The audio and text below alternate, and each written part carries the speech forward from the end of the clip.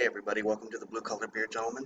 I'm Chris. I started this channel because I'm a fan of craft beer and I'm on a limited budget, so I wanted to demonstrate it was possible to enjoy good quality beers without having to break the bank. So most of the beers that I review on this channel usually come in around the $2 price range, and such is the case with today's selection. I paid $1.99 for this bottle of Cliffhanger Marzen from Gordon Biersch Brewing. They are out of San Jose. They are Bay Area brewers. This was bottled on the 18th of September. So there you have it. Quick note about Marzens. Marzens basically can be traced back to 1841 when the Spaten Brewery created a lager that showed up at the same time as the now famous Vienna lager. A Spaten is a German amber lager that should have a bready, toasty flavor with restrained hop bitterness. Marzens, excuse me. Let me get the parameters, because this particular Marzen has a ABV of 5.8 with 18 IBUs. Typically, a Marzen comes in between 5.8 and 6.3, so this is on the lower end of the alcohol scale. Has 18 IBUs. Also, Marzens come in between 18 and 24. So as you can see, they're not particularly bitter, but this is on the low end of the alcohol and bitterness scale. Okay, a Marzen should not be golden. That is part of the deal. In fact, the modern fest beer can be thought of as a pale Marzen. Um, Quick notes about a Marzen. A Marzen is not as strong or as rich as a Dunkelbock. It has more malt depth and richness than a fest beer, is less hoppy but equally as malty as a Czech amber lager. So there you have it. Marzens were actually made as a strong beer in March, meant to be enjoyed, and then they were stored in cold caves where they were lagered, meant to be enjoyed usually around Oktoberfest. Pardon, excuse me. I have heard more than once that you should be able to drink an Oktoberfest beer until March. So, as I see it, we're right in line. And what is that? This was packaged in September, October, November, December, January, February. So 5 months in. That shouldn't be bad at all. For a Marzen, you would want to use a mug if you have one. Otherwise, as I've said before, and I'll say again, feel free to use your pint glass. When you don't know what else to use your pint glass. Hopefully you have a pint glass that is not a Boston shaker glass, meaning those glasses with the flat bottoms and the flare out towards the top that you oftentimes see in breweries. And anyway, a lot of you out there don't like those Boston shaker glasses used as pint glasses. So I am going to follow the crowd on that one, but I am not going to follow the crowd that says that a Boston shaker glass kills your beer.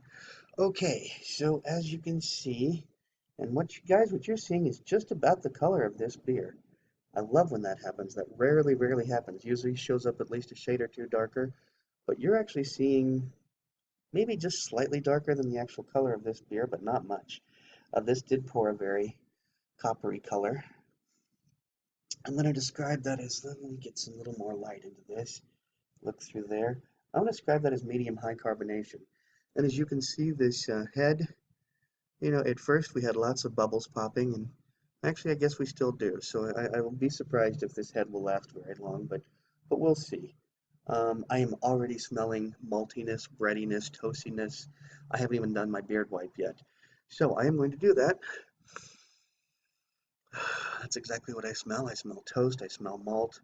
I don't smell anything in the way of hop bitterness, but of hoppiness, but then again, we got 18 IBUs, so big surprise, huh? Okay, let me really quick before we drink this, I'm going to give you the rundown of the beer. GB Cliffhanger Marzen is brewed to an auburn hue using dark roasted caramelized Munich malt. The malted barley unveils a caramel malt aftertaste, creating an especially smooth finish. Pair with a big slab of your favorite barbecue ribs. And one more thing. There it is. There it is. See it? Independent craft beer. You see that bottle upside down? At least if you're in keeping with the mentality and the philosophy of this channel, that means that you have a true quality beer. Funny thing about this Marzen that I forgot to mention, And I will give, I'm realizing now that I forgot to give the stats.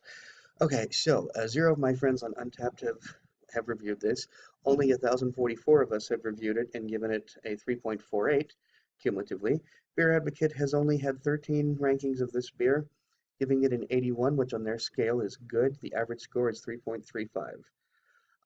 Now, I've only reviewed two beers from Gordon Beers. The first one was this one back in 2016, which I'll get back to.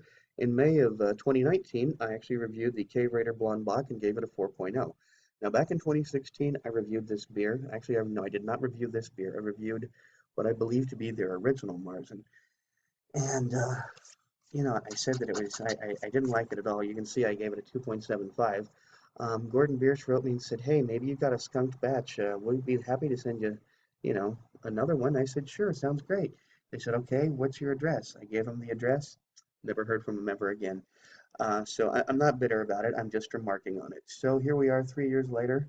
Huh, three? Who am I kidding? 4 years later. 4 years later, because it is um,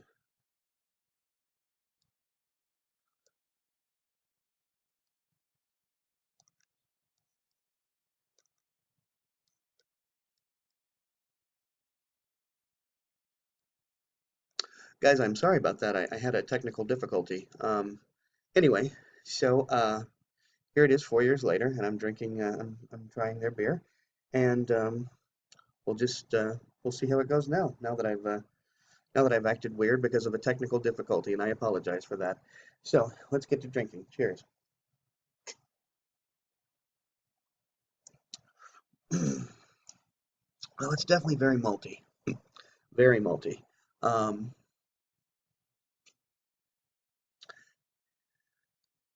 it seems. I'm sorry, I'm having technical difficulties here. I'm really, really sorry about that. Okay, but let's get back to the beer. Very malty, very roasty, kind of biscuity. I am tasting bread, that's for sure. Bread and malt for the most part. Um, I have to wonder if I'm really that fond of this particular variety. I think it's okay, um, but I'll, the next review will actually be me reviewing the Oktoberfest beer from Bad Beat Brewing, which is also a Marzen, and we'll see if maybe if I don't end up liking it better. I think this is actually a pretty good Marzen. It's just I don't know that it's necessarily a variety that I'm that crazy about. I don't dislike this beer. Let me stress that. In fact, I do kind of like it. I'm just not, like I said, I'm thinking maybe this is not one of my favorite varieties. Um, but it does have a medium mouthfeel, which a Marzen is supposed to have. It's supposed to have a medium body and a medium mouthfeel, and I think it has both of those things. In fact, I think this is a very textbook Marzen. Excuse me, to be quite honest with you. I think I'd say that Gordon Biersch has made a true textbook Marzen, and because of that, I'm going to go ahead and give this beer. Well, I can't give it a 4.0 because I'm not that fond of it, but I'm definitely going to be giving this beer. I'll give it a 3.75. I think that seems fair.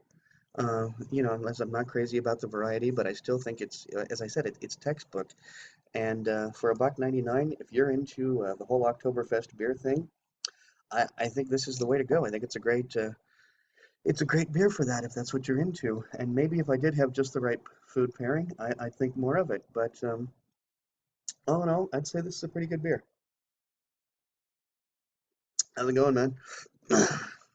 Well, guys, if you like this video, please be sure to like, comment, and subscribe. And I will try to take care of those technical difficulties before the next review. So anyway, I apologize for that. And once again, drink good beer and don't break the bank doing it. Cheers.